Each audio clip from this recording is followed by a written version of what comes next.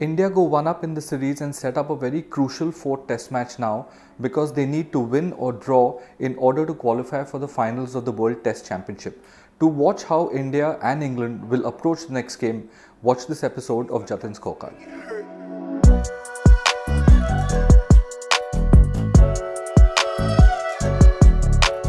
Let's talk about the pitch and the approach of the batsmen on this particular pitch.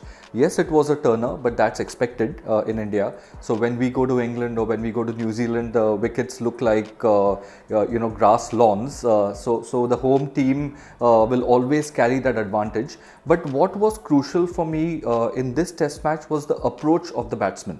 On a turning track, it's not actually the ball which you get out to is the one that gets you out.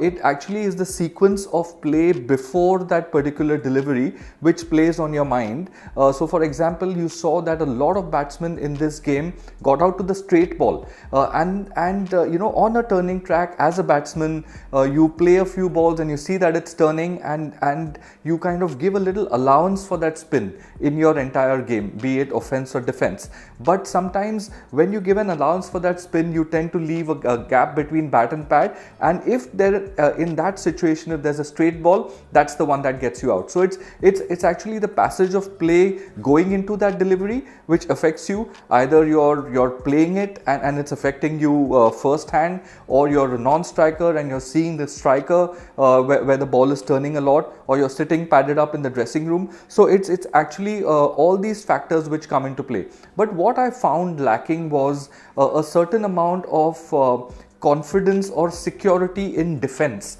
On a turning track like this, and I've seen many great players who've batted brilliantly on turning tracks. Vinod Kambli comes to mind. Even though Vinod Kambli was a very attacking player, he had a fantastic defense and he had a lot of confidence and security in his own defense. And on turning tracks, that's what you need as batsmen. But unfortunately, both the teams fell short in terms of approaching the game in such a way that, hey, let me defend for the next half an hour, let me see what's happening and we'll take it from there on. Unfortunately, that mindset, because of the shorter game, is no longer prevalent in Test cricket. So I think I found the approach of the batsmen a little bit questionable as well. But hey, that's what happens. It's a tough game, and especially when the ball is turning, you need luck on your side. We now move on to the next test match. It becomes really crucial for India because India have to win or draw. England are out of the World Test Championship now, but going by how the pitch has played in this test match, it's obviously going to be a result kind of test match. So India will be hoping that they win the toss.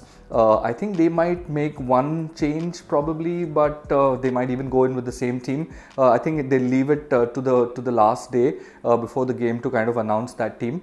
But I think the next game is going to be a result-oriented game. So India will be hoping that they win the toss, and I think they will be kind of looking at themselves and saying, hey, we could have shown a little more resolve, in defending, and they will try and improve in that aspect of the game as well. Let's talk about R.Ashwin. He's reached the landmark of 400 wickets. He's been a fantastic bowler. Watching him over the last few months has been an absolute pleasure. And when I saw that first ball from him turn in this test match, I knew that England were kind of done and dusted, because in a situation like this, Ashwin's going to be at you all the time. We spoke about how Axar Patel provides him a lot of support from the other end, and Axar had a great first home game. He's a Ahmedabad boy, so first home game for him, 11 wickets for him as well. And I think Ashwin and Axar are bowling so well in tandem. I think that's a crucial indicator for us going into the next test match. I think if they keep their partnership going in the next game, I think India will be in a good position. Do leave your thoughts and comments coming. Use the hashtag AskJatin on my Twitter account and I'll get back to you. I'll see you a day before the next test, and thanks for watching.